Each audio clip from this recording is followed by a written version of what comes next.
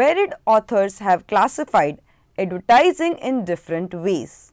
In the previous session, we understood about classification of advertising and few types of advertising based on its rules. In continuation to that, we will further discuss some more kinds of advertising in this session. In this session, the few more types of advertisements which we shall discuss are financial advertising, corporate image advertising, public relation advertising, institutional advertising, internet advertising, primary demand advertising, selective demand advertising, product advertising, service advertising, national advertising, and the last one was retail advertising. Now let us look into types of advertising. Financial advertising. When an advertising message is directed to attract for raising capital, it is called financial advertising. The banks, insurance companies and commercial undertakings collect required funds from the savings of the people by motivating them to postpone present expenditure to future period.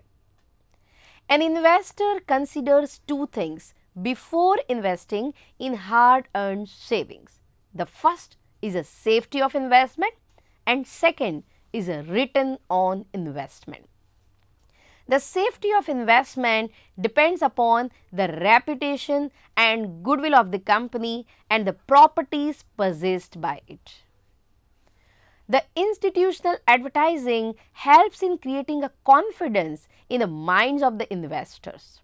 The financial advertising informs the investors about the past performance in declaring the dividends and the trend in declaring of the dividend in future. The dividend depends upon the profitability position of the company. The company, with the help of the charts, diagram, its financial reports, it tries to communicate the rate of growth and rate at which the profit is increasing. Thus, financial advertising aims at establishing financial solvency of the company in the minds of the prospective investors. It is because of the financial advertising the company have succeeded in floating of mega issue of shares in crores of rupees. The financial advertising aims at establishing financial solvency of the company in the minds of the prospective investors. It is because of financial experts that is possible happen. Now let us look into essentials for the success of financial ads. Friends, no financial ad campaign, howsoever creative and persuasive it may be, can produce the desired result unless the conditions are satisfied. First is the performance and image of the company and its future prospects must be good. The second, the premium charge on the share price must be fair and reasonable. Third is the brokers and underwriters must extend unqualified support to the company. Fourth, the company should get wide publicity from the press through press conferences. Fifth is true statement of facts made in the ads. Sixth and the final, that is the financial climate of the country, which is playing a very important role. Now, let us look into the advantages of financial advertising. The first, financial advertising transmits to target consumers all the material information about new investment opportunities for investment of savings or surplus funds. Next, it provides education and guidance to consumers in respect of their investments in shares, debentures and public funds of the companies. Next is, it serves as a reminder to consumers to take suitable follow-up action on their part. It also helps to tap yet untapped reach areas in mini metros, small towns and even villages for financial institutions. Next advantage is, as financial ads are required to give the required information about the aims, objective business operation for which additional funds are required by the advertiser, the company gets wide publicity through such ads. Financial advertising is also serving as a backbone to brokers as well as underwriters, who acts as an intermediaries, who is playing a role between advertiser and the clients. And finally, financial advertising indirectly aids and supports the economic and industrial growth of the country by mobilizing public funds for expansion and diversification of business. Next is corporate image advertising. Friends, corporate image advertising is designed or aimed to create a proper attitude towards the seller and to build goodwill or image for the advertiser. That may be a manufacturing concern or the selling concern, rather than to sell a specific product or service. Institutional advertising is done to build good public relations image in the market for the marketer and a patronage for its product or products. Institutional advertising therefore can be patronage advertising and public relations service advertising. Public relations institutional advertising is aimed to create a favorable image of the company. It also can be called an advertiser among the employees, investors or general public. Friends, public service institutional advertising aims at changing the attitude or behavior of the people to the good of the community or public at large. Patronage advertising is aimed to attract customers by appealing to their patronage buying motives rather than product buying motives. Most of the companies are successful in making their image in the minds of the people by using their names such as Bata, Tata, Dunlop, JK, Bombadine, etc. The next is public relations advertising. It is a part of institutional advertising. The basic objective of public relation advertising is to establish cordial and healthy relations with the customers, bankers, suppliers, government and so on, patrons and the general public. Through public relations advertising, company announces the changes in its policies, its developmental activities, its position and stand when the employees are on strike. It helps the company to remove misconceptions about the company created by the interested groups. During the periods of short supply of goods, the public relationship advertising helps to hold the interest of the customers. The company assures about the normality of the supply and requests its customer to bear with the company. Friends, institutional advertising and public relations advertising are complementary to each other. Both are directed in building the corporate image. There are several reasons as to why a corporate firm may resort to public relationship advertising. The reasons are to create a favorable image of the organization, to secure and keep good suppliers, to build goodwill of the dealers, to serve customers in a better way, to arouse interest of the present and potential shareholders, to correct misconceptions about the firm due to strikes, to win confidence of its employees, to render community service, to make people aware of social evils, health hazard, etc., to obtain public support for certain cause. The next is institutional advertising. The object of institutional advertising is to build manufacturers' reputation in the minds of the public in general.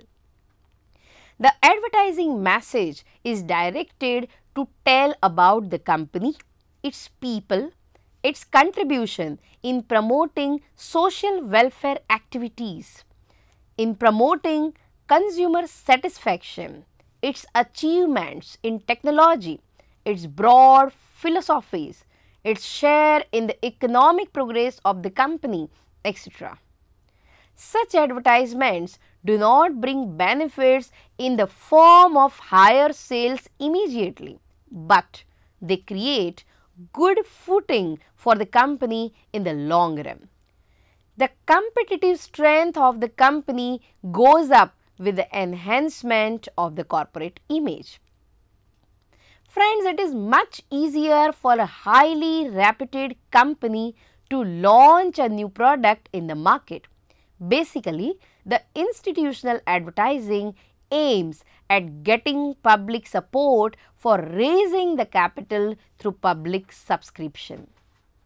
Different points are normally referred in institutional ads like research and development of the firm, number of factories or branches of the firm, the number of employees and facilities provided to them, foreign collaborations if any, distribution network of the firm, market position of the firm, products or services offered by the firm, social welfare programs undertaken by the firm, and so on.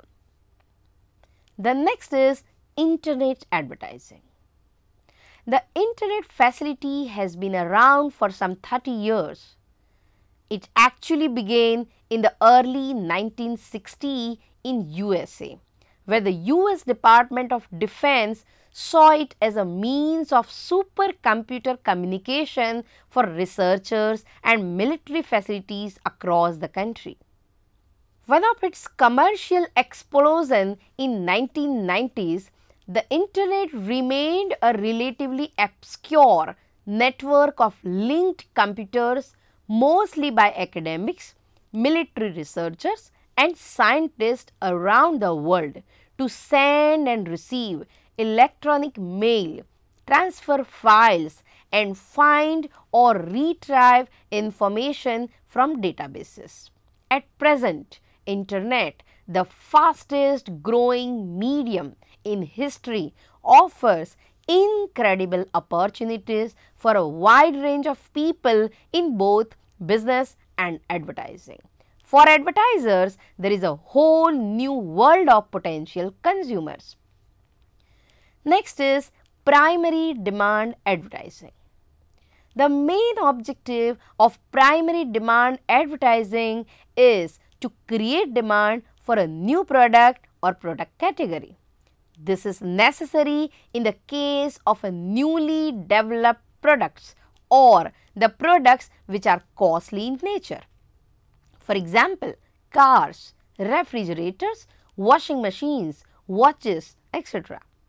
Such advertising is directed toward a class of customers. It is also described as selective demand advertising. It is heavily utilized during the introduction stage of the product life cycle. Primary demand is when a potential buyer or prospect is showing interest in a product or service for the first time.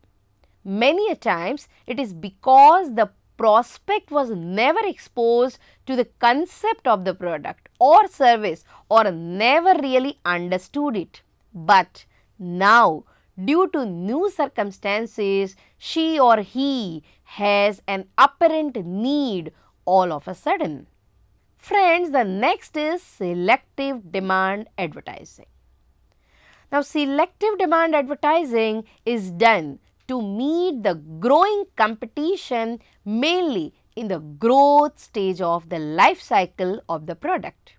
Here, the goal of advertising is to push the demand of a specific product or service. Often, promotion becomes less informative and more emotional during this phase. Advertising may begin to stress subtle differences in brands with emphasis on brand name recall. At this stage, pricing may also be used as a weapon because products of all the competitors are almost similar in quality. Selective demand is when a prospect has a need, has identified the need, and is actively seeking out a solution. In these cases, the prospect will come to you if he feels comfortable in your company's ability to solve his needs. Friends, when someone has selective demand, they are more proactive in their search or information. They usually give themselves enough time to compare the quality, value and offers of different companies. So, while they are calling you, they are also likely calling others as well. Next is product advertising. Product advertising refers to the advertising of a tangible product. It is for the marketing of the product advertising as a powerful instrument has emerged. A product may be anything in which a trader deals or trade.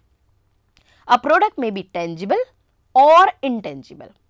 Products like radio, soaps, pen, clothes, any type of tangible product and services of professionals like doctors, lawyers, engineers, they are all intangible products. The fundamental of any advertising campaign is to establish the fact that among the substitutes, the product advertised is the best. The product is the heart of any advertising program. Advertising makes possible for the smooth entry of the new product into the market. The next is service advertising. Service advertising is designed to operate in the public interest. It is undertaken to seek public welfare and social development. It is in the nature of non-commercial institutional advertising.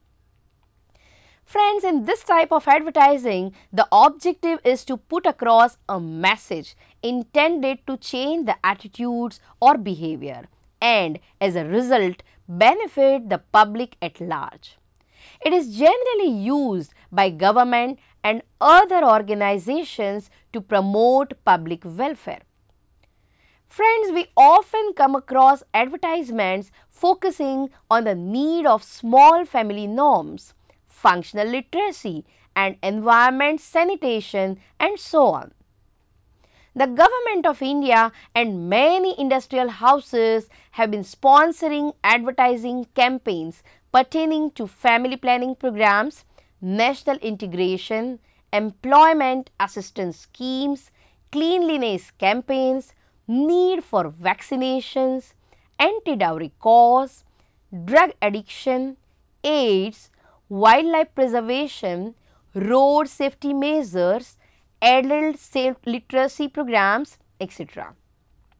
Today, most of the manufacturers and businessmen have also started issuing advertisements in the interest of the public.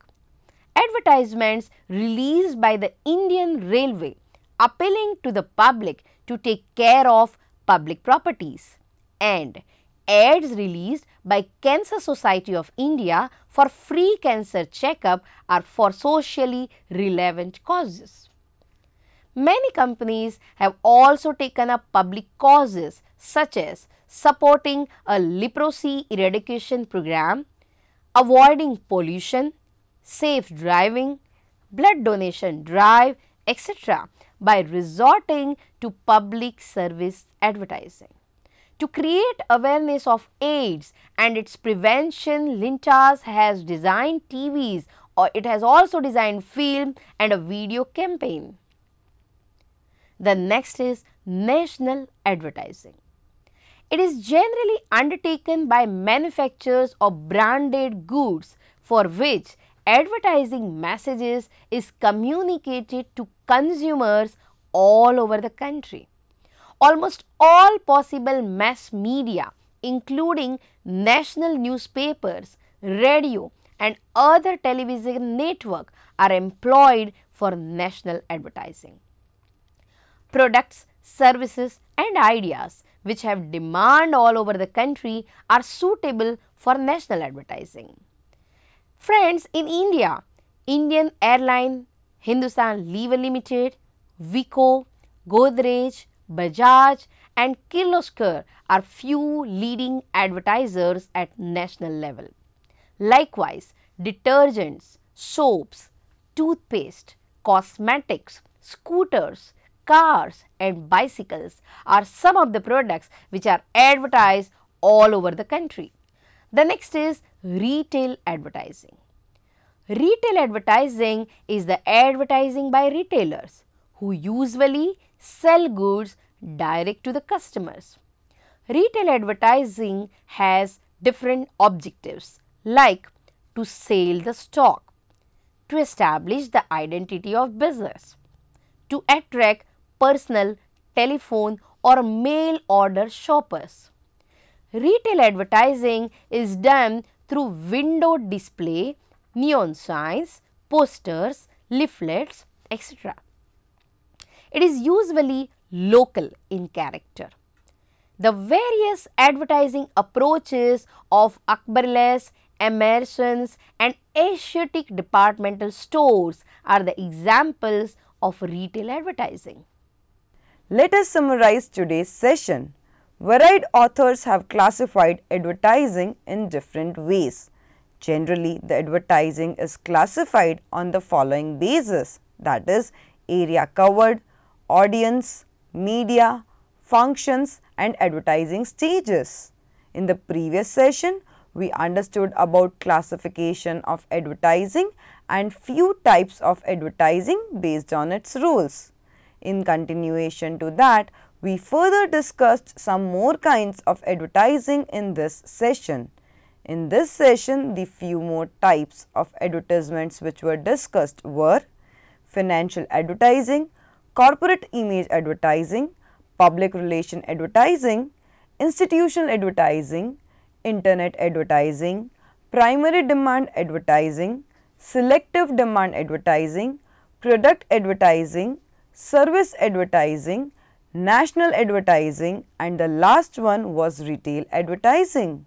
I hope the session was useful in making you understand the classification of advertising and varied types of advertising better. Thank you for joining us.